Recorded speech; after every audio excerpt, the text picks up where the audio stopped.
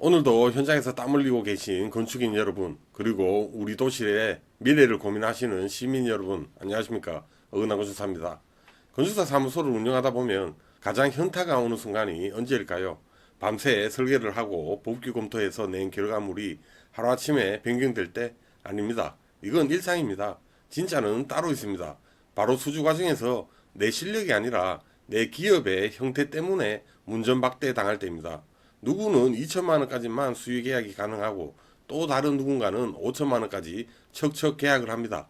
이게 과연 공정한 구조일까요? 많은 건축인들이 현장에서는 느끼지만 쉽게 말하지 못하는 이야기, 공공조달 시장에 보이지 않는 벽, 바로 수익 계약 한도입니다. 일반 기업은 2천, 여성 기업은 5천, 이 숫자가 과연 합리적인가? 아니면 우리 건축 생태계를 서서히 무너뜨리는 구조인가? 오늘은 이 문제를 조금 더 냉정하게 그리고 솔직하게 이야기해 보도록 하겠습니다. 현재 공공소액 수의 계약 제도를 보면 국가를 당사자로 하는 계약에 관한 법률 시행령에 따라 일반 기업은 2천만 원 이하만 수의 계약이 가능한 반면 여성기업 지원에 관한 법률에 따라서 여성기업은 5천만 원까지 수의 계약이 가능합니다. 같은 설계, 같은 난이도, 같은 책임. 그런데 계약 한도 금액에는 차이가 2배가 넘습니다. 정확히 2.5배입니다. 우리가 지금 살고 있는 이 시대가 2000년대 초반이 아닙니다. 인건비는 매년 천정부지로 치솟고 물가는 미친 듯이 뜁니다. 건축법은 또 어떻습니까? 구조안전, 화재안전, 에너지, BF 등등 챙겨야 할 건 산더미인데 수의계약 기준은 그대로입니다. 2천만 원이라는 한도는 고인물 수준입니다. 2천만 원짜리 용역을 수주해서 협력업체 외주비용 결제하고 보험 내고 세금 내고 나면 도대체 건축사의 기술료는 어디에 남는지 모르겠습니다. 오히려 공공 프로젝트를 수행할수록 적자가 나는 기현상이 발생하는 겁니다. 이건 단순히 금액이 적다의 문제가 아니라 공공 프로젝트 자체를 기피하게 만드는 구조입니다. 이게 단순한 숫자 노름이 아닙니다. 실무에서 이 차이는 시장 접근권 자체를 차단하는 장벽입니다. 예를 들어 보겠습니다. 공공건축물 소규모 리모델링 설계, 환경개선 공사 설계, 승강기 중축, 내진 보강 설계, 성면 해체 등등 요즘 2천만 원 안에 들어오는 경우 솔직히 많지 않습니다. 아니 거의 없다고 봐도 무방합니다. 웬만하면 대부분이 입찰 대상으로 넘어갑니다. 그런데 여성기업은 그냥 수의계약으로 갑니다. 출발선부터가 다른데 이게 어떻게 경쟁이 되겠습니까? 여성과 남성을 차별하지 말자는 취지는 좋습니다. 훌륭합니다. 하지만 그 평등을 위해 또 다른 차별을 만들어내는 건 역차별이 아닌가라는 생각이 듭니다. 건축사 자격증을 따려고 5년 넘게 공부하고 실무 수련을 거치고 국토교통부에서 주관하는 자격시험을 통과하고 밤새워가며 도면 치는 우리들에게 성별은 도대체 무슨 상관인지 궁금합니다. 우리가 하는 일이 남자라서 더 잘하고 여자라서 더 잘하는 시스템이 아닙니다. 그런 편협한 시각 자체가 건축이라는 전문 영역을 얼마나 퇴보시키고 있는지 정책 입안자들은 알고 있을지 궁금합니다. 물론 이 제도가 왜 생겼는지 알고 있습니다. 사회적 약자 보호, 진입 장벽 완화, 초기 판로 지원, 논리는 완벽합니다. 그런데 문제는 그 논리가 지금의 현장과 맞냐는 겁니다. 건축 설계는 편의점처럼 물건을 떼다 파는 유통업이 아닙니다. 고도의 전문 지식이 필요한 영역입니다. 사회적 배려가 필요하다면 다른 방식으로 해야 되지 전문적인 기술 가치를 성별이라는 잣대로 금액을 나누는 건 정말 게으른 행정이라고 생각합니다. 수의계약 2천만 원이라는 기준, 이거 강산이 2번 바뀔 동안 거의 그대로입니다.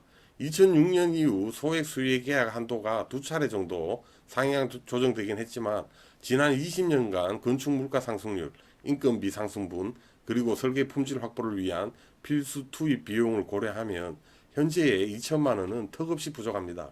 지금 어떤 상황입니까? 인건비 상승, 외주비 상승, 설계 난이도 증가. 그런데 기준은 그대로입니다. 결과는 명확합니다. 수의계약이 가능한 영역이 점점 사라지고 있습니다. 특히 일반 기업 입장에서는 수주 자체가 어려워진 구조가 되어버린 겁니다. 기준은 20년 전인데 책임은 신형을 요구합니다.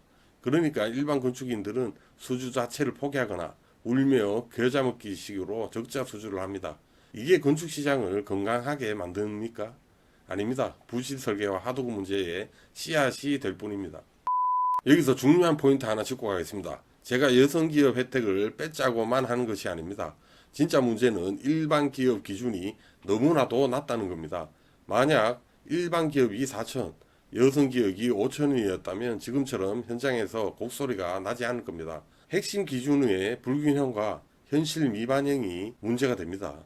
전체적인 한도를 물가 상승에 맞춰 현실화하고 그 안에서 정책적 배려를 논해야 되지, 지금처럼 한쪽은 숨통을 틔워주고 다른 한쪽은 목을 조르는 방식은 공멸로 가는 지름길입니다. 그건 네 생각이고. 네, 앞으로 어떻게 정책이 바뀌는 게 맞을까요? 개인적으로 세 가지를 제안하고 싶습니다.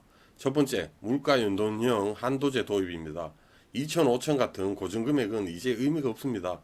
건설공사비 지수와 연동해서 매년 자동으로 수익계약 한도가 조금씩 조정되게 해야 합니다.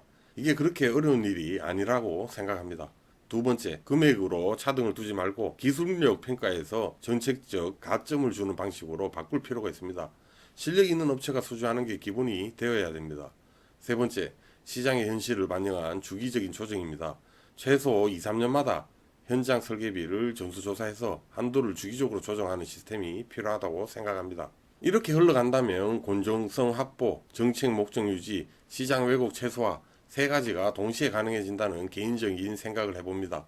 그리고 건축사협회를 중심으로 각 건축단체에서 구체적인 설계비 적자 사례, 불합리한 입찰 경험 다 모아서 공론화해야 됩니다. 우리가 뭉쳐야 법과 제도가 바뀝니다. 우리가 가만히 있으면 법은 절대로 먼저 바뀌지 않습니다. 오늘 이야기 정리하겠습니다. 2000대 5000 이건 단순한 숫자 싸움이 아닙니다. 우리 건축인들이 기술자로서 제대로 대우받느냐 아니면 행정 편의주의의 희생양이 되느냐의 문제입니다. 시대에 맞지 않는 낡은 옥은 이제 가감히 벗어 던져야 합니다. 건축사는 단순히 건물을 설계하는 사람이 아닙니다. 이 도시의 안전과 시민들의 삶을 설계하는 전문가입니다.